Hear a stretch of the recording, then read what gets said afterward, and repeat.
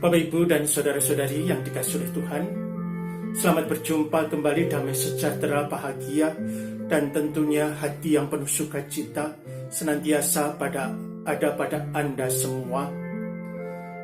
Tidak terasa kita bersama-sama sudah memasuki minggu 3 masa Advent ini.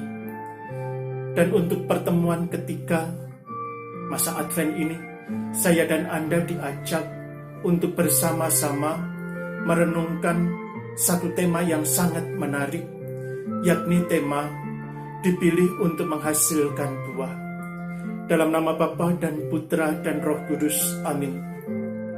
Allah yang penuh kasih, kami bersyukur kepadamu. Minggu 3 masa Advent ini telah kami jalani.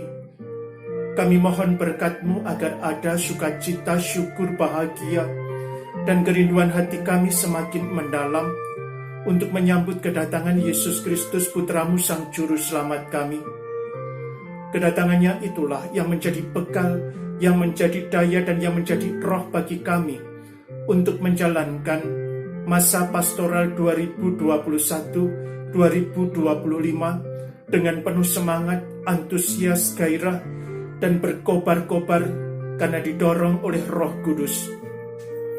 Untuk itu ya Tuhan, kami mohon semoga kami Engkau mampukan untuk menghayati, mewujudkan, melaksanakannya di dalam kehidupan kami sehari-hari.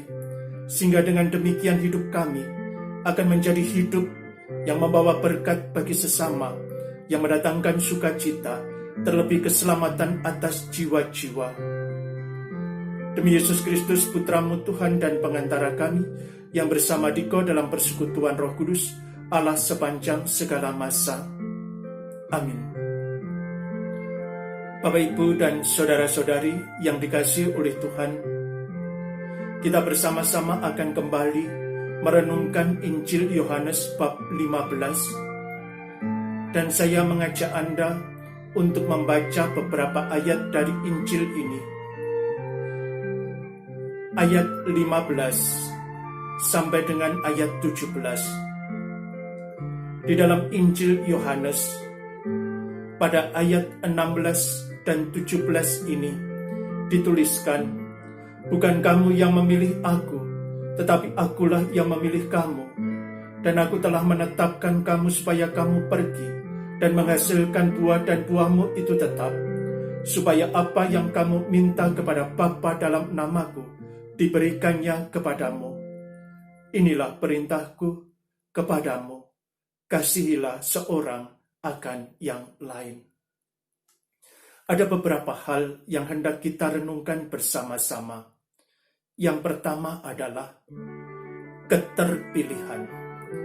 Keterpilihan saya dan Anda, keterpilihan kita semua untuk mengalami kasih Tuhan, untuk boleh merasakan penyelenggaraannya di setiap waktu hidup-hidup kita, serta boleh mengalami saat-saat kebersamaan, saat-saat penuh berkat-Nya.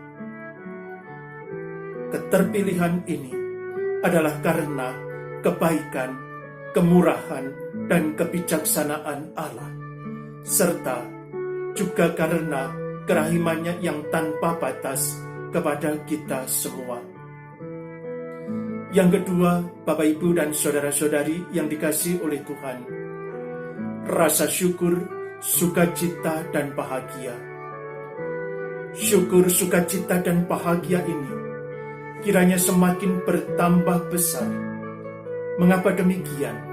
Karena saya dan Anda tidak hanya dipilih oleh Tuhan, tidak hanya dipercaya oleh Tuhan, melainkan juga diutus oleh-Nya menjadi pewarta kabar sukacita, menjadi abdi, bentara peradaban kasih di dalam kehidupan ini, menjadi utusannya untuk pergi, untuk mewartakan, untuk menyelamatkan jiwa-jiwa, sehingga dengan demikian perutusan kita menghasilkan buah. Itu semua karena kita tidak lagi bermartabat sebagai hamba, melainkan sebagai sahabat Allah yang dibekali oleh-Nya dengan berbagai bekal rohani, dengan berbagai berkat surgawi untuk bertindak, untuk berbuat. Dan ini bisa kita temukan di dalam Injil Yohanes bab 15 ayat 15 yang bunyinya, "Aku tidak menyebut kamu lagi hamba, sebab hamba tidak tahu apa yang diperbuat oleh tuannya. Tetapi aku menyebut kamu sahabat, karena aku telah memberitahukan kepada kamu segala sesuatu yang telah kudengar dari Bapakku." Nabi Yeremia juga menuliskan di dalam kitab Yeremia bab 33 ayat 11, "Akan terdengar lagi suara kegirangan dan suara sukacita, suara pengantin laki-laki dan suara pengantin perempuan, suara orang-orang yang mengatakan, 'Bersyukurlah kepada Tuhan semesta alam, sebab Tuhan itu baik, bahwasannya selama-lamanya kasih setianya.'" Yang ketiga, membuat, merancang, dan melaksanakan dengan penuh sukacita sebuah komitmen dasar, yaitu menjadi bagian dari keprihatinan dan perjuangan bersama di dunia ini. Allah menciptakan, Allah menghadirkan, Allah mengutus saya dan Anda untuk berada di tengah-tengah dunia dengan segala keprihatinannya, dengan segala perjuangannya. Semesta alam ini diatur pergerakannya dengan penuh bijaksana, dengan penuh kasih. Maka saya dan Anda sungguh-sungguh diharapkan oleh Tuhan untuk menjadi pribadi yang subur di dalam menghasilkan buah ranum, yakni keselamatan bagi banyak jiwa-jiwa, kebaikan hidup bersama, keadaban publik, dan peradaban kasih. Kita ini sebagai paguyuban dan sebagai pribadi-pribadi adalah benih-benih baik terberkati yang Tuhan taburkan di aneka ladang kehidupan dunia ini. Harapannya, saya dan Anda memiliki daya tumbuh berkembang dan menghasilkan buah yang selaras dengan apa yang Tuhan kehendaki. Dan ini bisa kita temukan bersama-sama dalam Injil Yohanes bab 15 ayat 17. "Inilah perintahku kepadamu, kasihilah seorang akan yang lain."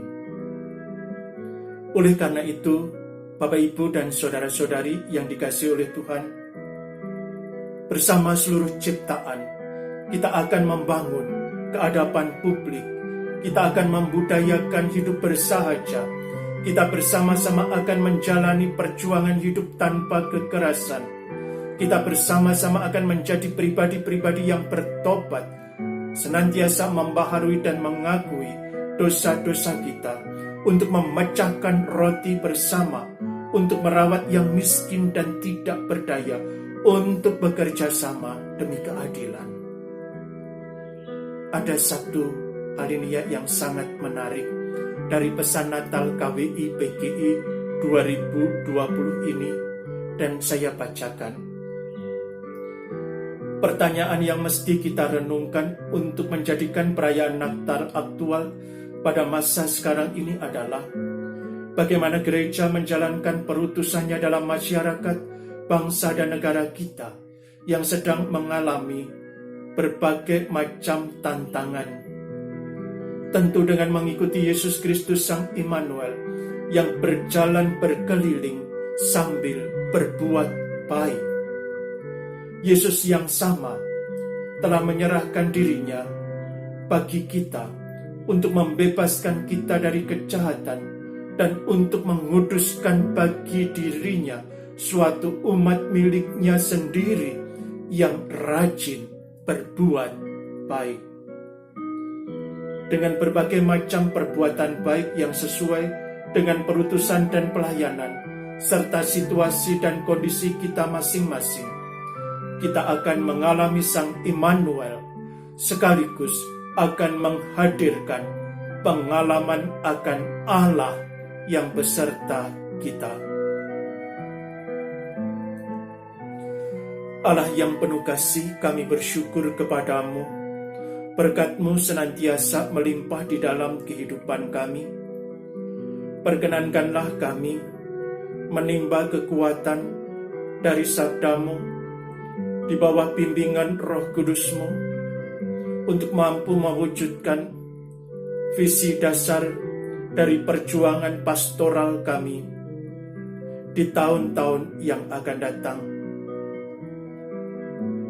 dengan tetap berpusat pada Kristus sebagai jantung, sebagai inti, sebagai kekuatan dasar dari perjuangan pastoral kami.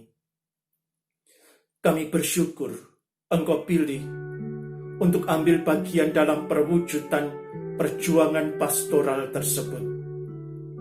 Semoga keeratan kami dengan Putra-Mu mengobarkan kami bersama-sama, mendorong kami bersama-sama untuk bergerak, untuk terlibat, untuk mengambil langkah yang mendatangkan berkat dan keselamatan bagi banyak jiwa-jiwa.